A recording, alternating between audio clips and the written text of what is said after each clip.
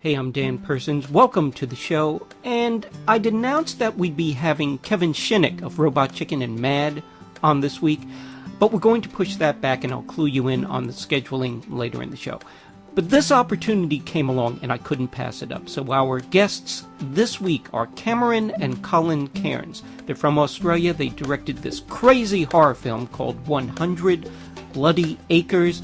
And it's kind of out there in that Australian way. It's about this group of 20-somethings on their way to a concert when their car breaks down in the countryside and they get picked up by the socially awkward Reg Morgan, played by Damon Herriman, who with his brother Lindsay, played by Angus Sampson, run a little blood and bone fertilizer business. And business happens to be good at the moment because the brothers have been fortifying their fertilizer with a certain unorthodox ingredient.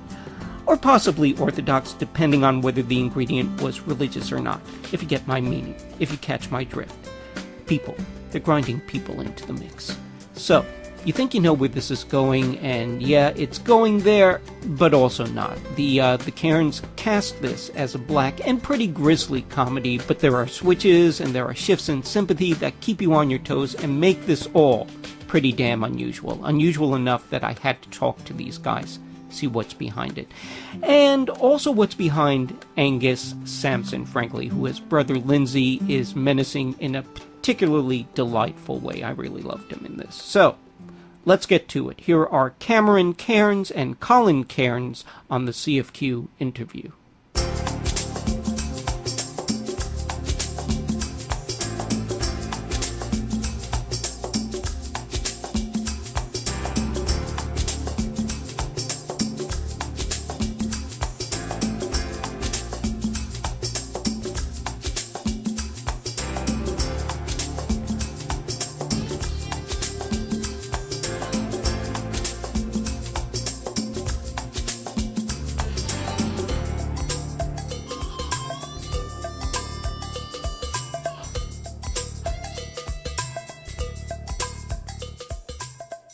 Before we do anything, could you introduce yourself to the listeners so people know one guy from the other? So this is Cameron Cairnes, and this guy over here with a very similar voice is Colin Cairnes.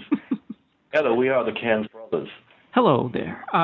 And so that's good, though. So if there's any confusion now, it'll be on the listeners' side of the thing. Like that. There. Yeah, I could do a funny voice, I guess.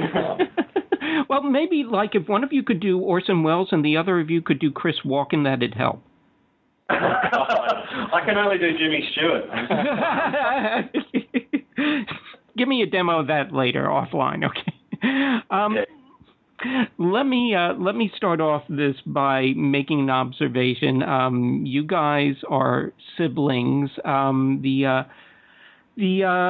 The brothers in this film are brothers, the purveyors of the fertilizer, and so I'm not saying that there's a connection between you guys and the Morgans, but I'm wondering if there's a connection between you guys and the Morgans. Well, aside from the fact that we ran a blood and bone fertilizer business for 10 years in a remote part of the Australian countryside. And slaughtered 12 people. Otherwise, no similarity whatsoever, Dan. Look, it's not something that obviously we're conscious of the fact they're brothers, we're brothers, but look, I'm sure some of our, we were typical brothers. I mean, there's a couple of years between us, and as kids, we seriously would try to kill each other, as siblings often do. But we got that out of our systems pretty early, I think, after several experiences with paramedics and so on. No, that's an exaggeration, Dan. But, we get along, and we're totally on the same page with just about everything, So I guess, whereas Reg and Lindsay aren't necessarily. But, maybe some early sibling rivalry stuff. Yeah. Get into it, yeah. There's probably a bit of us in both of those characters. You wouldn't say that there's, Cole being the older brother, I wouldn't say that he is Lindsay and I'm Reg, but, that sort of chops and changes a bit, maybe, that dynamic. But if anything, the character of Lindsay probably owes more to our father and grandfather, the language and the attitudes and all those old sort of Aussie, the Aussie slang, those old sayings that he uses, and the way he swears.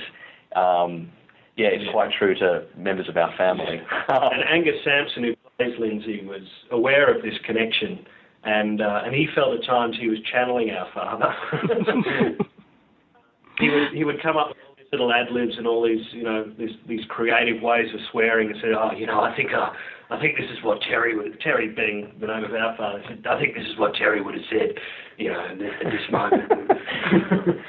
And sometimes he was pretty close. Yeah. Angus Sampson is particularly impressive in this. Did you write this with him in mind? No, we didn't. To be honest, I mean, we started writing this well before we'd met Angus or any real actors for that matter. So, I think in our heads and on the page, we'd actually written there as being maybe, a sort of 12, 15-year gap between the brothers. So Lindsay was supposed to be quite a bit older than Reg, almost like a father figure to him. Yeah. But then, we got to know Angus. We worked with him on our short film Celestial Avenue, and he's brilliant in that, playing a Cantonese kitchen hand. And so look, he was always going to be in the mix when this thing started happening, when it looked like we were going to get financed. But then Angus, once we knew Angus was going to do it, I think there might have been a little bit of tweaking with the script, but I think it was really him just relishing those lines and then just elevating it and bringing another layer of menace and weirdness, diversity. Yeah. So you cast him as a Cantonese in your previous film, and in this film you gave him that beard. Yes. And what was his reaction when you knew you wanted him to do that? Was that a natural beard or was that makeup, by the way? That's his facial hair. Oh. That's facial hair. So he was... I think it's affectionately known as the no-mo. The no-mo? The no-mo. So, was that something we thought? I think we met someone. When we were out doing our recce in Adelaide, because the location where we shot, that exists, that house and that shed and the surrounding hills, it's all there. I think even before pre-production, we were out driving around and knocking on people's doors to see if anyone was keen to help us out. And I remember, one of these people we visited was a farmer, and he had that unusual beard. And I don't know, I think that image just stuck with us. Yeah. And he was a polite gentleman, and I think he would have been accommodating. I don't think his house was right, but look, we got to take that away with us, and I think that just stuck with us. That image. It's a weird beard,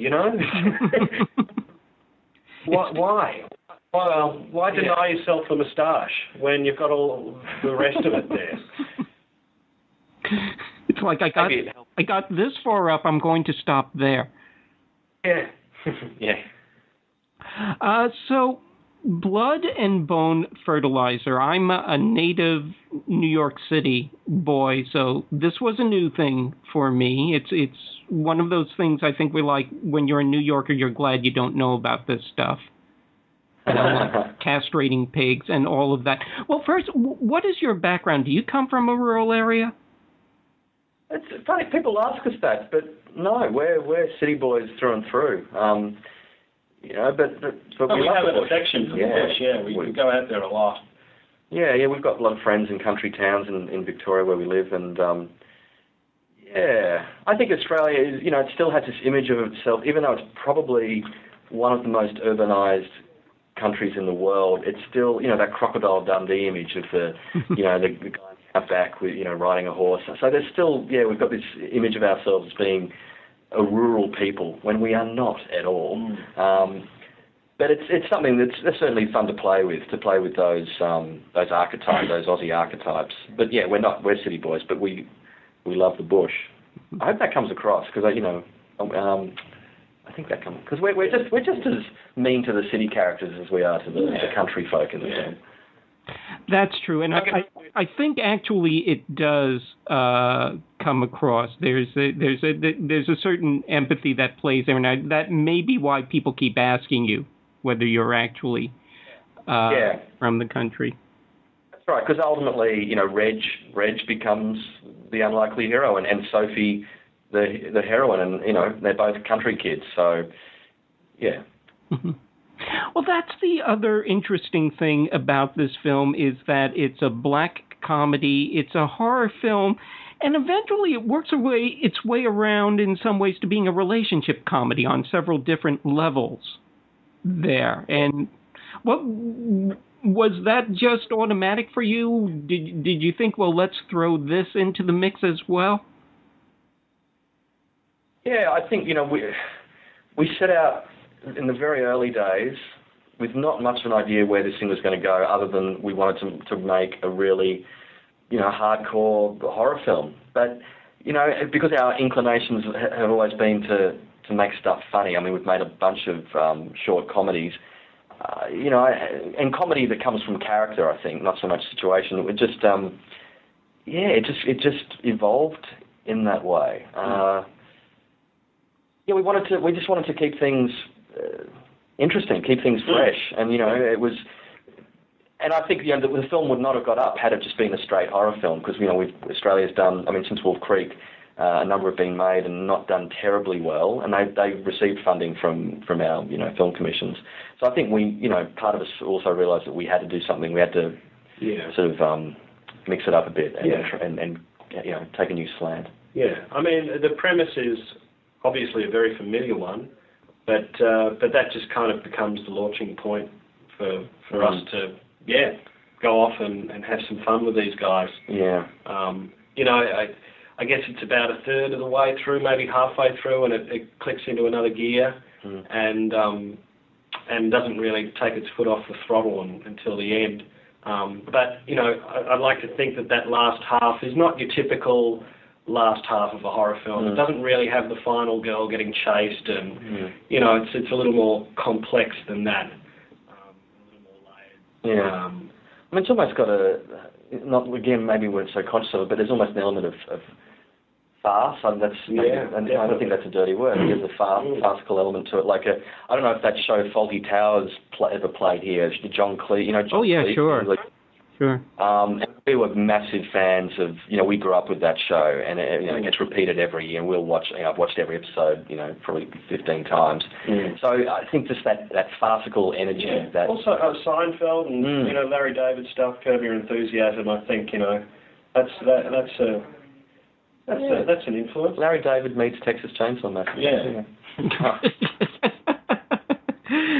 It would sort of look like this. It's interesting that the things that you're citing here all feature main characters who are, at best, could be considered misanthropes, and yet they are the characters that garner the audience empathy. Do you see that happening with this film as well? Yeah, well, you know, the character of Lindsay, who he kind of is that character that you're talking about. You know, he's Basil Fawlty, or you know, there was one point, probably a draft early in the process, where he was our hero. You know, and it was about getting empathy for him trying to run this business. And I think the Reg character, the little brother in that incarnation of the script, was a little more simple and annoying, and it was really, we wanted our sympathies with Lindsay. But there's a bit of a vestige of that as well with Lindsay. Yeah, you know, we try to explain. Sort of root for him a little bit. You know, just you kind of feel a bit sorry for him when he's when Nancy's there massaging him, and it's all been too much. It's been a long, hard day, and it's all catching up with him, and you know, he's made a few mistakes and killed a few people, but you know, that's business. You know, as far as Damon Herriman is concerned, he's the one who plays Reg Morgan, the Lindsay's brother here, and the chemistry there is very good between the two of them. Did they click immediately? Did it take a while? No, it definitely clicked straight away. I don't know if they had a process behind the scenes or something they weren't telling us about, but it just magic happened when they turned up on set, and we didn't have to direct them too much at all. Those guys knew exactly what they were doing, and they both have very different approaches to their craft, but for whatever reason, it just gelled. It just worked. Yeah, I remember the first day where they did scenes together. I think we'd had them both separately doing scenes, and then it was maybe the end of the first week or beginning of the second week, and they finally got to do those scenes out the back of the shed outside, when they get out of the truck. And at the end of the day, everyone was like, I don't want to stay to end. Damon was saying, I don't want to stay to ever end. This is the best day of my life. And it was so special. I think it was then we knew, the first week had been good, but when those two got together, it was like, okay, this might just work. How long was the shoot, by the way? It was 5 weeks. 25-day shoot. That's a comfortable amount of time. I mean, did you feel the luxury of that time, or? No, because the film, it's because we had funding from the film agency in Australia. Everything's got to be done by the book, and we have everyone's getting paid union rates, and there was also limitations with the hours we had. So actually, they ended up being we weren't doing like 15, 16-hour days. We were doing 10-hour days. That included travel out from the city to this location. So it was 25 days. Doesn't sound too bad, but they were not long days. Everyone had lives to go back to at the end of the day. And especially when you've got sort of some elaborate special effects sequences as well, and a lot of the time you only had one bite at the cherry to get those special effects scenes. It was our first feature. We were in panic mode for most of it, but we had a ball. And working with such a great cast and a really top crew. I mean, really professional crew. So they made life a lot easier for us. Let me finish this up by sort of asking you a general question. You had mentioned the fact that Australia has this reputation for this rather unique flavor of horror film, and it's always an interesting thing considering it is sort of funded by the Film Council there. So, try to imagine, I can't imagine that happening in the U.S. here. But, but you are talking about the fact that you did want to break away from that. So can you give me some thoughts about where horror stands now as far as what's coming out of Australia and where you wanted to go with it? Look, horror is a bit of a dirty word in our country. There was a little period after Wolf Creek where there was some hope and some confidence. But then there was a few films, I don't want to say lesser than Wolf Creek, but perhaps weren't as successful. And I think the funding bodies lost a bit of faith. But look, I think things are bouncing back now. The Wolf Creek sequel is coming out later in the year. Mark Hartley, who's a pal of ours, is about to release his remake of Patrick. I don't know if you're familiar with that. Oh, yes. Richard. Yeah. And a bit of an upsurge at the moment. And there's the Babadook. Yep. Don't quote me on the name. Jennifer Kent, I think, and who made the film just after us in South Australia, which is a kind of psychological horror. Yeah. So look, maybe things are improving, but it's always tough because horror films in Australia rarely get a theatrical release. Not for years. So it's. But hopefully this film will help pave the way for a new generation. It's not to say we don't have our fans, because there is a massive horror fan base in Australia. And when, like recently, the Evil Dead remake, right? It couldn't find a release in Australia. It's a number one film here for a couple of weeks, but the studio doesn't.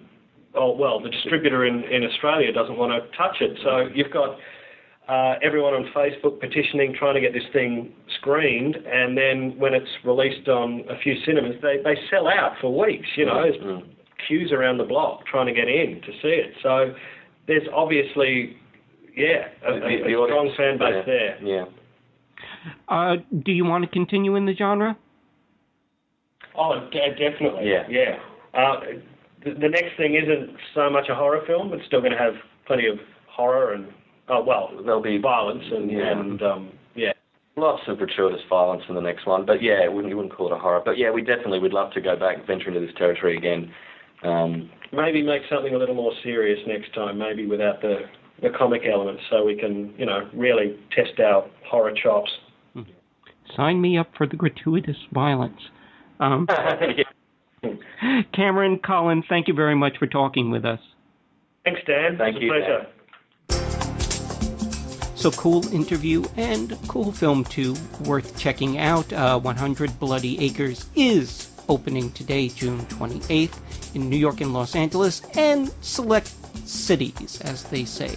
And at the same time, it's also available on demand, so nobody needs to miss out. And next week, we will have Kevin Shinnick of Robot Chicken and Mad, so you can check it out then. And this Monday on the Spotlight, I'll be giving my review of 100 Bloody Acres, but I think you can guess what that is going to be. And we may be discussing Byzantium as well, Neil Jordan's vampire flick, but we will definitely also be talking about the legacy of Richard Matheson. He passed away this week, and we need to pay tribute, so catch that. And that's it for now. Thanks for listening. This has been a production of Upstart Company, NYC. Copyright 2013, Dan Persons. All rights reserved. No unauthorized duplication permitted.